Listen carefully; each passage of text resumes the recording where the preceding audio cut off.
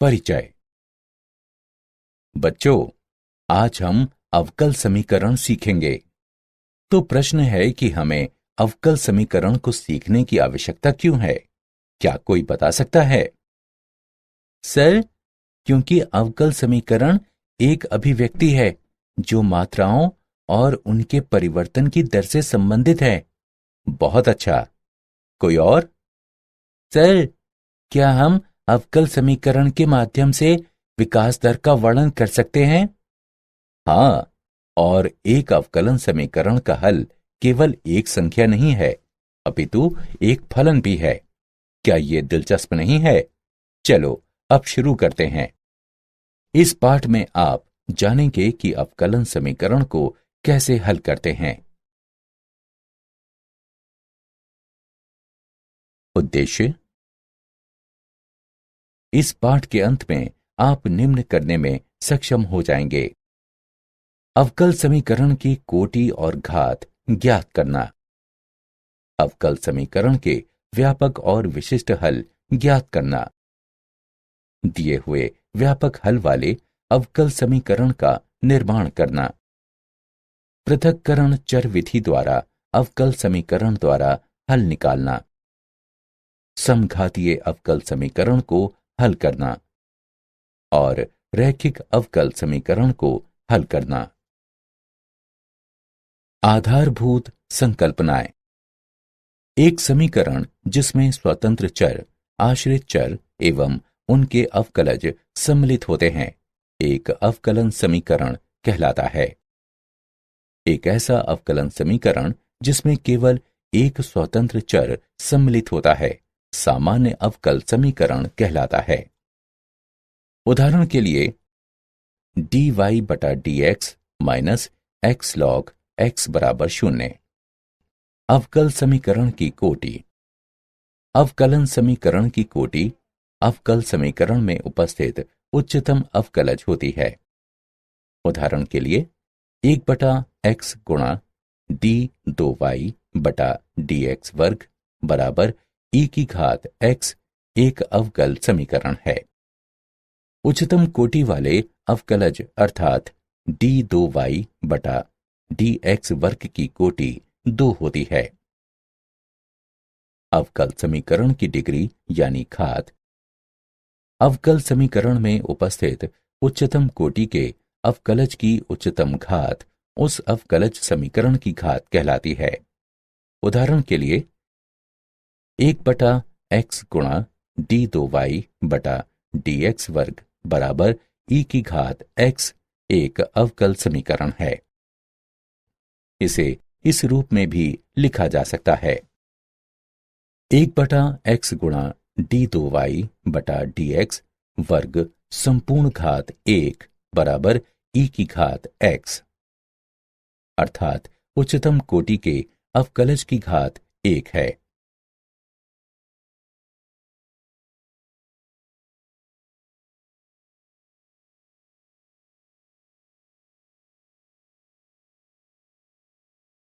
उदाहरण। निम्नलिखित अवकल समीकरण की कोटि और घात ज्ञात करें। हल। दिया गया है कि d2y बटा dx वर्ग की संपूर्ण घात 3 जमा dy बटा dx बराबर sin x। इस अवकल समीकरण में कोटि 2 है और घात 3 है। अवकल समीकरण का व्यापक एवं विशिष्ट हल। व्यापक हल।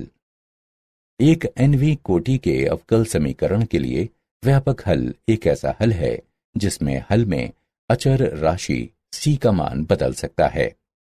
उदाहरण के लिए अवकल समीकरण dy बटा dx बराबर e की घात x माइनस 2, इसे समीकरण 1 से चिन्हित करें।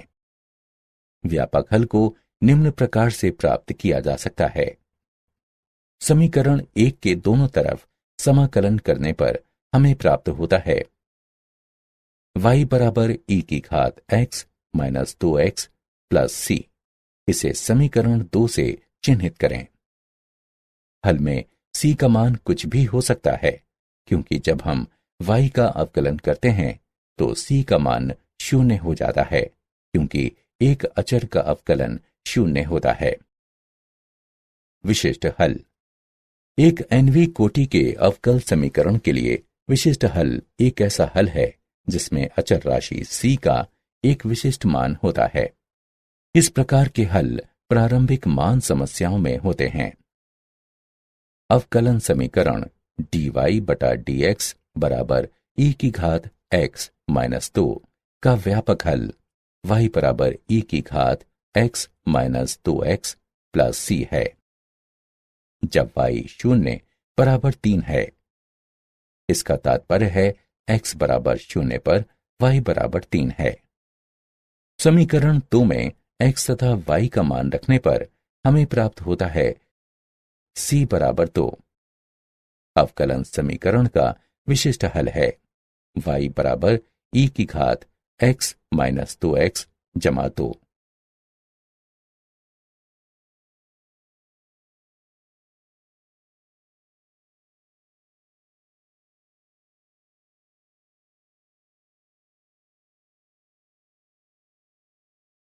उदाहरण। अवकलन समीकरण dy बटा dx बराबर 4x माइनस 2 का विशिष्ट हल ज्ञात कीजिए। जब x बराबर 3 है तब y बराबर 5 दिया गया है। हल दिया गया है dy बटा dx बराबर 4x माइनस 2, dy बराबर 4x माइनस 2 dx। दोनों पक्षों का समाकलन करते हैं।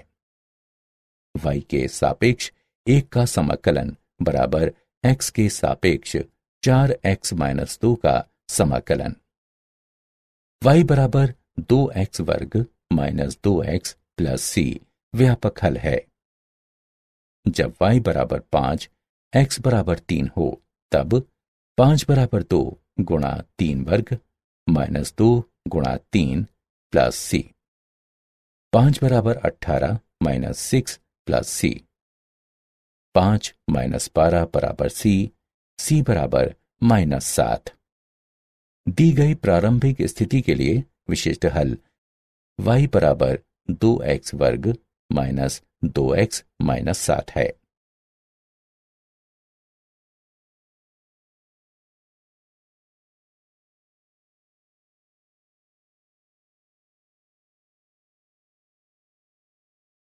दिए हुए व्यापक हल वाले अवकल समीकरण का निर्माण। स्वेच्छ अचर युक्त तथा xy में एक दिए गए समीकरण से एक अवकलन समीकरण का निर्माण करने के लिए दिए गए समीकरण को x के सापेक्ष निरंतर उतनी बार अवकलित किया जाता है जब तक एक स्वेच्छ अचर न आ जाए। इन समीकरणों का उपयोग स्वेच्छ अचर को हटाने के लिए किया जाता है। स्वेच्छ अचर को हटाने से प्राप्त समीकरण को वांछनीय अवकलन समीकरण कहा जाता है। सामान्यतः यदि दो चरों के बीच का समीकरण में n स्वेच्छ अचर हैं, तब इन स्वेच्छ अचरों को हटाकर प्राप्त हुआ अवकलन समीकरण n कोटि का होगा। महत्वपूर्ण बिंदु। एक रेखा का समीकरण y बराबर mx प्लस c है, जहां m और c स्वेच्छ अचर हैं। 2. मूल से होकर गुजरने वाली एक रेखा का समीकरण y बराबर mx होता है, जहां m एक स्वेच्छ अचर है। 3. वृत्त का समीकरण जिसका केंद्र h k तथा त्रिज्या r है। x माइनस h पूरे का वर्ग प्लस y माइनस k पूरे का वर्ग बराबर r वर्ग है।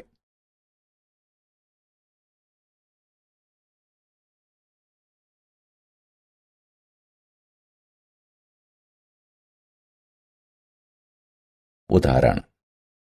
वक्र कुल का अवकलन समीकरण ज्ञात कीजिए। y बराबर m cos 6x plus n sin 6x, जहां m n स्वेच्छ अचर हैं। हल दिया है y बराबर m cos 6x plus n sin 6x। इसे समीकरण 1 से चिन्हित करें। समीकरण 1 का x के सापेक्ष अवकलन लेने पर हम पाते हैं dy बटा dx बराबर -6m sin 6x जमा 6n cos 6x। इसे समीकरण 2 से चिन्हित करें। समीकरण 2 का x के सापेक्ष अवकलन लेने पर हम पाते हैं d2y बटा dx वर्ग बराबर -36m cos 6x minus 36n sin 6x। इसे इस प्रकार से लिखा जा सकता है d2y बटा dx वर्ग बराबर -36 गुणा m cos 6x plus n sin 6x। इसे समीकरण 3 से चिन्हित करते हैं। समीकरण 3 में y का मान रखने पर हम पाते हैं d2y बटा dx वर्ग बराबर -36y। अतएव d2y बटा dx वर्ग प्लस 36y बराबर 0। यही वांछनीय अवकलज समीकरण है। प्रथम कोटि एवं प्रथम घात के अवकल समीकरण को हल करने की विधियां। पृथक्करणीय चर वाले अवकल समीकरण। अवकलज समीकरण निम्नलिखित रूप का होता है dy बटा dx बराबर fx बटा gy या gy बटा fx या fx गुणा gy। उन्हें क्रमशः इस तरह से लिखा जा सकता है gy dy बराबर fx dx या dy बटा gy बराबर dx बटा fx या dy बटा gy बराबर fx dx एवं इसके पश्चात वे समाकलित हों। उदाहरण, अवकल समीकरण को हल कीजिए। dy बटा dx बराबर e की घात x minus y plus x वर्ग गुणा e की घात घटा y। हल दिया है dy बटा dx बराबर e की घात x घटा y प्लस x वर्ग गुणा e की घात घटा y।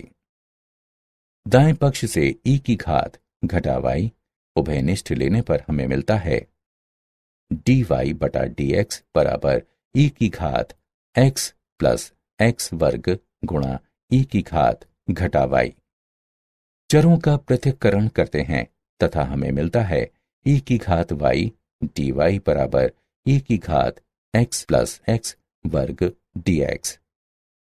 दोनों पक्षों का समाकलन करने पर हमें मिलता है y के सापेक्ष e की घात y का समाकलन बराबर x के सापेक्ष e की घात x जमा x वर्ग का समाकलन, अर्थात e की घात y बराबर e की घात x प्लस x घन बटा 3 प्लस c। ये दिए गए अवकलन समीकरण का व्यापक हल है।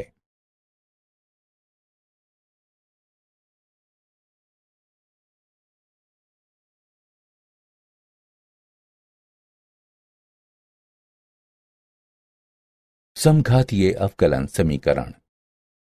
एक प्रथम अवकलज समीकरण के रूप में m xy dx जमा n xy dy बराबर 0 को समघातीय कहा जाता है यदि कैपिटल M और कैपिटल N दोनों गुणांक फलन समान घात के समघातीय समीकरण हों। हल विधि। प्रतिस्थापन y बराबर vx या x बराबर uy का उपयोग करते हैं। प्रतिस्थापन के बाद परिणामी समीकरण पृथक्करणीय समीकरण होता है।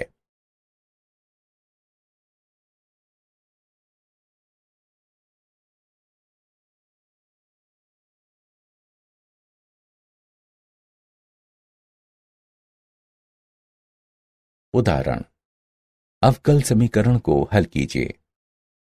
dy बटा dx बराबर x वर्ग y बटा x घन जमा y घन।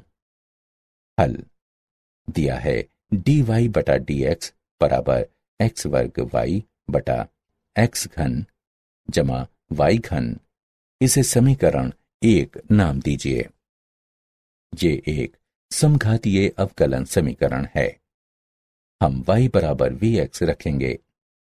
x के सापेक्ष दोनों तरफ अवकलन करने पर dy बटा dx बराबर x गुणा dv बटा dx जमा v। अतएव समीकरण 1 को इस प्रकार लिखा जा सकता है, v जमा x गुणा dv बटा dx बराबर vx घन बटा x घन जमा v घन गुणा x घन, v जमा x गुणा dv बटा dx बराबर v बटा 1 जमा v घन, x dv बटा dx बराबर v बटा 1 जमा v घन घटा v, जो बराबर होगा v घटा v की घात 4 बटा 1 जमा v घन के। दोनों पक्षों पर समाकलन करते हैं तथा हमें प्राप्त होता है x के सापेक्ष 1 बटा x का समाकलन बराबर घटा v के सापेक्ष 1 जमा v घन बटा v की घात 4 का समाकलन। x के मोड का लॉग बराबर 1 बटा 3 v घन घटा v के मोड का लॉग जमा लॉग c। v x के मोड का लॉग बटा c बराबर 1 बटा 3 v घन। यह इंगित करता है v x बटा c बराबर e की घात 1 बटा 3 v घन।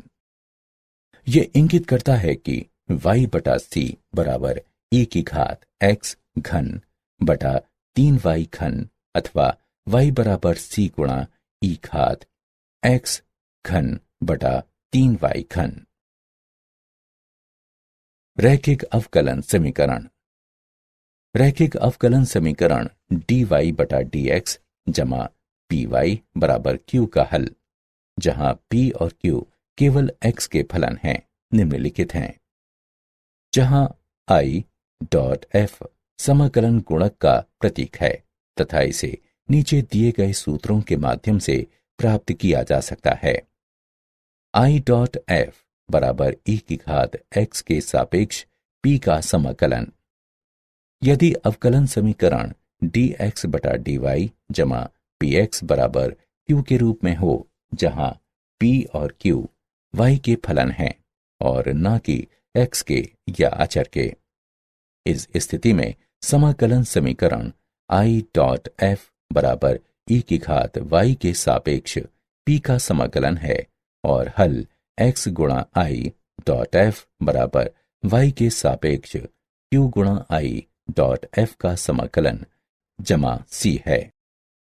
नोट: यदि dy बटा dx का गुणांक इकाई न हो तब इसे इस दौरान इकाई बनाया जाना चाहिए।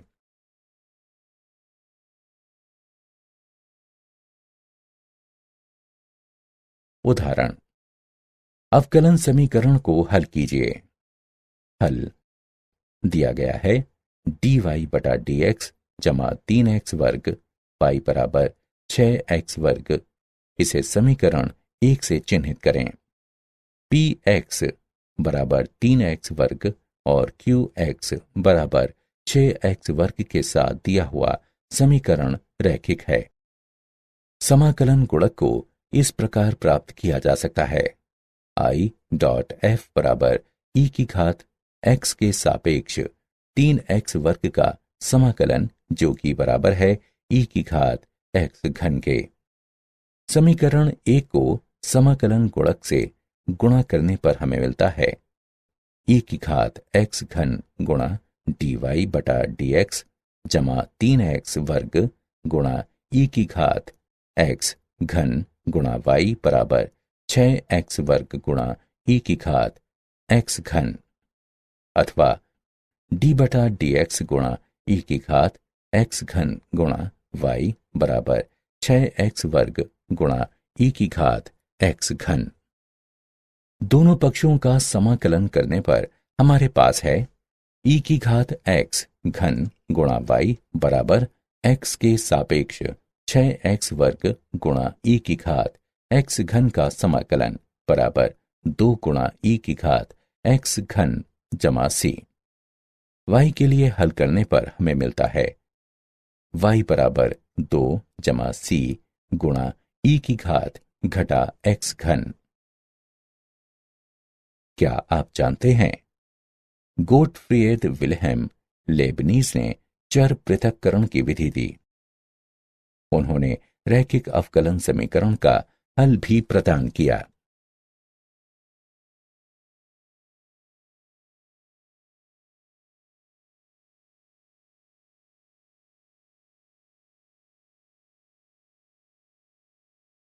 सारांश। आइए हमने जो कुछ सीखा है उसे संक्षेप में दोहराएं। एक समीकरण जिसमें स्वतंत्र चर, आश्रित चर एवं उनके अवकलज सम्मिलित होते हैं, एक अवकलन समीकरण कहलाता है। अवकलन समीकरण की कोटि अवकल समीकरण में उपस्थित उच्चतम अवकलज होती है। अवकल समीकरण में उपस्थित उच्चतम कोटि के अवकलज की उच्चतम घात उस अवकलज समीकरण की घात कहलाती है। एक nवीं कोटि के अवकल समीकरण के लिए व्यापक हल एक ऐसा हल है जिसमें हल में अचर राशि c का मान बदल सकता है। एक nवीं कोटि के अवकल समीकरण के लिए विशिष्ट हल एक ऐसा हल है जिसमें अचर राशि c का एक विशिष्ट मान होता है। इस प्रकार के हल प्रारंभिक मान की समस्याओं में होते हैं। यदि दो चरों के बीच के समीकरण में n स्वैच्छ अचर सम्मिलित हो, तब इन स्वैच्छ अचरों को हटाकर प्राप्त अवकलन समीकरण n घातीय होगा। पृथक्करणीय चर के साथ अवकलन समीकरण में सर्वप्रथम हम चरों का पृथक्करण करते हैं एवं फिर उनका समाकलन करते हैं। प्रथम कोटि के अवकलन समीकरण के निम्न रूप को समघातीय कहा जाता है यदि दोनों गुणांक फलन m तथा n एक समान घात के समघातीय समीकरण हो। सर्वप्रथम हम y बराबर vx का मान रखते हैं तथा फिर परिणामी समीकरण पृथक्करणीय चर होता है।